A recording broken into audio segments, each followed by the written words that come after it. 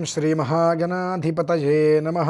గణానాం త్వా గణపతిగుం హవామహే కవిం కవీనాముపమశ్రవస్తమం. జ్యేష్ఠరాజం బ్రహ్మణాం బ్రహ్మణస్పత ఆనశృణ్వన్నోతిభిస్సీదసాదనం. మహాగణాధిపతయే నమః. భారతీయ శంకరపీఠం భక్తులకు అశేష ప్రేక్షకులకు శుభాభివందనాలు, శుభాశీస్సులు. మనం అనేక రకాలుగా దేవతారాధనలు చేస్తూ ఉంటాం. ఎన్నో రకాల కామ్యాలు అనగా కోరికలతోటి నాకు ఈ కోరిక కావాలి, ఈ కోరిక నెరవేరాలి అని చెప్పి దేవతారాధనలు అనేక రకాలుగా మనం చేస్తూ ఉంటాం. 100 విధానాలు అనుసరిస్తే 2, 3 లేక మహా అయితే 4 మాత్రమే ఫలితాన్ని ఇస్తూ ఉంటాయి. మిగిలినవి ఫలితాలు ఇవ్వవు. ఎందుకు ఇవ్వవు అంటే ఏది అవసరం ఏది అనవసరము అనేటువంటిది మనం మర్చిపోతున్నాము. ఉదయం పూట అల్పాహారం చేస్తాం, మధ్యాహ్నం పూట భోజనం చేస్తాం, ఆరోగ్యానికి మంచిది. కానీ ఉదయం 11 గంటలకి అల్పాహారం చేసి మధ్యాహ్నం 3 గంటలకి నేను భోజనం చేస్తాను, నాకు సమయం కుదరదు అంటే ఎంతటి అనారోగ్యం వస్తుంది. మరి ఉదయం పూట తినాల్సింది 1 గంట లేటుగా తింటున్నారు, మధ్యాహ్నం పూట తినే భోజనాన్ని ఇంకొక 2 గంటలు లేటుగా తింటున్నారు. తినేది భోజనం అయినప్పటికీ కూడా అనారోగ్య లక్షణాలు అయితే విపరీతంగా వస్తున్నాయి, కానీ ఆరోగ్యం అనేటువంటిది మనకు ఉండట్లా. అలానే ఏది ఎప్పుడు ఎలా ఏ విధానాన్ని అనుసరించాలి అనేటువంటిది మనం తెలుసుకోవాలి. ఒక్కొక్క మాసానికి ఒక్కొక్క విధానం కూడా చెప్పబడి ఉంటుంది. కొంత దేవతానుగ్రహంలో అత్యంత శక్తికి మూలం ఏమిటి అనేటువంటి విషయాన్ని కూడా మనం గ్రహించుకోవాలి. దేనికి ఏ శక్తి మూలం? ఇప్పుడు అమ్మవారికి మూలమేంటి అమ్మవారికి శక్తికి మూలమేంటి? శ్రీచక్రం. శ్రీచక్రరాజ నిలయ శ్రీమత్ త్రిపుర సుందరి అంటారు. అమ్మవారి యొక్క అనుగ్రహం కోసం మనం శ్రీచక్రానికి అర్చన చేస్తాం. అందులోనూ కూడా ఒక్కొక్క విధానంలో ఒక్కొక్క రకంగా అర్చన చేయమని చెప్పబడి ఉన్నది. అన్నిట్లకి నేను శ్రీచక్రానికి అర్చన చేస్తానంటే కుదరదు. శ్రీచక్రానికి ఏ విధానంలో ఎప్పుడు ఏ సమయంలో అర్చన చేస్తే ఆ ఫలితాన్ని మనం పూర్తిగా తీసుకోగలుగుతాము అని ఉంటుంది. అలానే మాఘమాసం అష్టమి నుంచి పౌర్ణమి వరకు విశేషమైనటువంటి పర్వదినం. పిలుస్తే పలికేటువంటి దేవతా శబ్దం మనందరికీ తెలుసు, గానప్రియాలోలుడు. ఆయన ఎవరయ్యా అంటే సాక్షాత్తు జగద్గురువు శ్రీకృష్ణ పరమాత్మ. ఆయన అనేక రూపాంశాలు చెంది ఉన్నారు. అందులో వేణుగోపాల స్వామి అనేటువంటి రూపం, వేణుగోపాలం అనేటువంటి రూపం ఒకటి ఉంది. ఆ వేణుగోపాల రూపంలో ఉండేటువంటి స్వామివారిని మనం పిలిస్తే ఆయన పలుకుతాడు వెంటనే. ఐశ్వర్యం, ఆరోగ్యం, సత్సంతానం అనేటువంటిది అడగతంతోనే ఆయన అనుగ్రహించేస్తాడు. కానీ మనం ఏ రకంగా అడుగుతున్నాం అనేటువంటి విషయాన్ని కూడా మనం చూసుకోవాలి. అష్టమి నుంచి మొదలు పెడితే, అష్టమి ఎందుకు మొదలు పెట్టాలి అంటే శ్రీకృష్ణ పరమాత్మ 8వ గర్భంలో జన్మించారు. అలాగే అష్టవసువులలో 8వ వసువు, అష్టవసువుల్లో ఒకరు, 8వ వారు భీష్మ పితామహులు. ఇలా ఆ అష్ట అంటే 8 అనేటువంటి దానికి కొన్ని చెప్పబడి ఉన్నాయి. ఆ 8 అనేటువంటి తిథి ఏదైతే ఉంటుందో ఆ తిథిలో ప్రారంభం చేసి అన్వయం చేసుకుంటూ పౌర్ణమికి పూర్తి చేసుకుంటూ వచ్చేటువంటి ఫలితాంశములు చాలా యోగ్యకరంతో కూడి ఉంటాయి. కనుక మనం ఏది ఎప్పుడు ఎలా ఎందుకు చేస్తున్నాము అనేటువంటిది తెలుసుకోవాలి. ఎవరో ఏదో చెప్పారు కాబట్టి నేను చేసేస్తున్నాను అంటాం కాదు.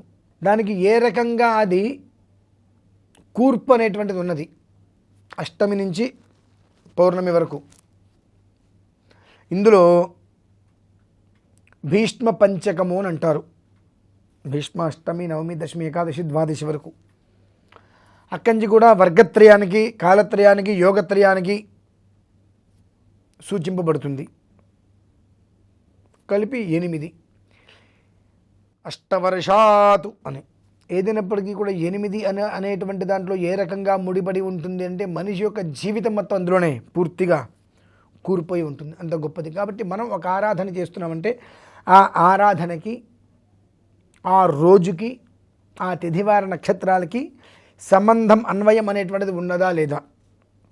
ఆయన జన్మించింది కూడా అష్టమి రోజు నాడే. అయితే అది ఈ అష్టమి కాకపోవచ్చు, ఆయన జన్మించింది కూడా అష్టమి, జన్మతిథి అది.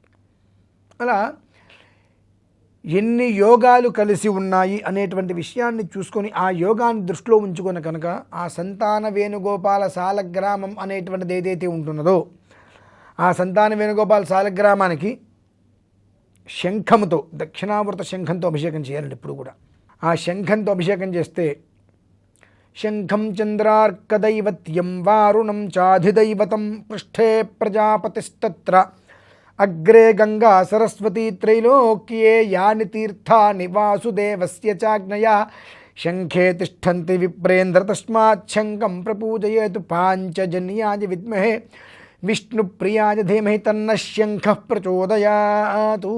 ఆ శంఖంతో 8 రోజులు స్వామివారికి ఆరాధన చేస్తున్నప్పుడు మీరందరూ కూడా ఒక శ్లోకం ఉంటుంది, చక్కగా ఆ శ్లోకాన్ని చదువుకోవాల్సిన పరిస్థితి ఉంటుంది.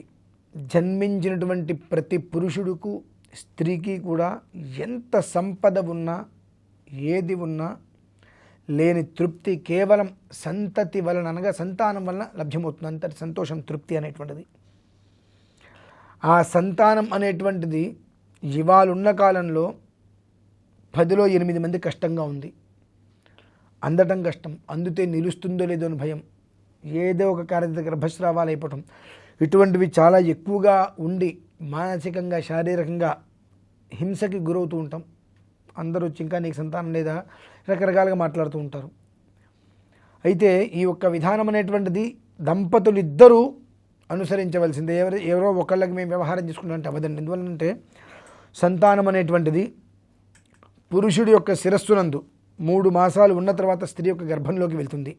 కనుక ఆ శిరస్సులో ఉన్నప్పుడు ఆ తండ్రి యొక్క ప్రవర్తన విధానం ఎలా అయితే ఉంటుందో అది తల్లి గర్భంలో పడేటప్పుడు వాళ్ళ యొక్క విధానం, ఆ మానసిక ఆవేదనలు, మానసిక దృక్పథాలు ఎలా అయితే ఉంటాయో ఆ విధానాన్ని అనుసరించి ఆ జన్మ అనేటువంటిది ఉత్పన్నమవుతుంది. కనుక ఆ జన్మకృత దోషాలు ఏవైతే ఉంటాయో వాటిని నిర్వీర్యం చేసి చక్కటి శుభయోగవంతమైన సంతానాన్ని ప్రసాదించేటువంటి వారు ఎవరయ్యా అంటే సంతాన వేణుగోపాల స్వామి వారు.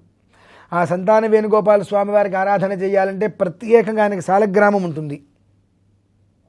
సంతాన వేణుగోపాల సాలగ్రామం అని చెప్పి మనకు సుదర్శన సాలగ్రామం, లక్ష్మీ నరసింహ సాలగ్రామం, షట్చక్ర సీతారామం సాలగ్రామం, లక్ష్మీనారాయణ ఇలా రకరకాల సాలగ్రామాలు ఉంటాయి. కొంతమంది దేవతల్ని ఆరాధించేటప్పుడు ఆ దేవత మూల శబ్దాన్ని మూల రూపానిగా మనం ఆరాధించాలి. ఇప్పుడు శివుడు ఉంటాడు, శివుని రూపాన్ని మనం ఆరాధించలేము, లింగాన్ని ఆరాధిస్తాం. అలానే విష్ణుమూర్తికి వాళ్ళకి మనం రూపాన్ని ఆరాధిస్తాం. ఆ రూపాన్ని ఆరాధించేటువంటి దానికన్నా 10,000 రెట్ల శక్తి అనేటువంటిది ఆ రూపాంశంలో ఉన్నటువంటి సాలగ్రామానికి ఉంటుంది. ఏ రూపాంతరానికి చెందినటువంటి సాలగ్రామానికి ఏ శక్తి అయితే ఇమిడి ఉంటుందో, మనకు ఏ సంకల్పం అయితే ఉంటుందో ఆ కామ్యానికి, ఆ కోరికను మనం పూర్తి చేసుకోవాలి అనుకున్నట్లయితే ఆ ఒక్క విధానంతో అనుసరించిన సాలిగ్రామానికి మనం అర్థం చేసుకోవాలి. ఇట్లా ఇప్పుడు ప్రతి మనిషికి ఐశ్వర్యం, ఆరోగ్యం, సత్సంతానం అనేటువంటిది అవసరం. ఆ మూడిట్లని అడగగానే ఇచ్చేటువంటి దేవుడు, పిలిస్తే వెంటనే పలుకుతాడు, కొలిస్తే కొంగు బంగారాన్ని చేసేటువంటి ఎవరయ్యా అంటే దేవుడు ఆ స్వామి. సంతాన వేణుగోపాల స్వామి వారికి సంబంధించినటువంటి చక్కటి సాలగ్రామం. ఆ ఒక సాలగ్రామార్చన అనేటువంటిది ప్రతి మనిషి జీవితంలోనూ కూడా లేదు అనేటువంటిది లేకుండా సంతతిని వృద్ధి చేస్తుంది. కనుక అష్టమి నుంచి పౌర్ణమి వరకు సంతాన వేణుగోపాల స్వామి వారి యొక్క అనుగ్రహంతో చక్కటి యావజ్జీవ సౌమంగళ్య సౌభాగ్య శుభ పరంపరలన్నీ కూడా మీ అందరికీ కూడా వృద్ధి కలగాలని కోరుకుంటూ సెలవు తీసుకుంటున్నాను. ఈ విషయాల గురించి సంతాన వేణుగోపాల స్వామి వారి యొక్క సాలగ్రామ ఆరాధన గురించి మీకు పూర్తిగా విషయం తెలుసుకోవాలి అనుకున్నట్లయితే కింద స్క్రోల్ అవుతున్నటువంటి నెంబర్ని సంప్రదించినట్లయితే దానికి పూర్తి వివరాలు మీకు తెలియజేస్తారైతే ఈ ఒక్క సంతాన వేణుగోపాల స్వామి వారి యొక్క సాలిగ్రామ ఆరాధనలో ఎవరైనా పాల్గొనాలి అనుకున్నట్లయితే చిన్న చిన్న దీక్షా విధానాలు ఉంటాయి. వాటిని అనుసరించడానికి కూడా సిద్ధపడాలి. అంటే ఇది ఒక 9, 8, 24 8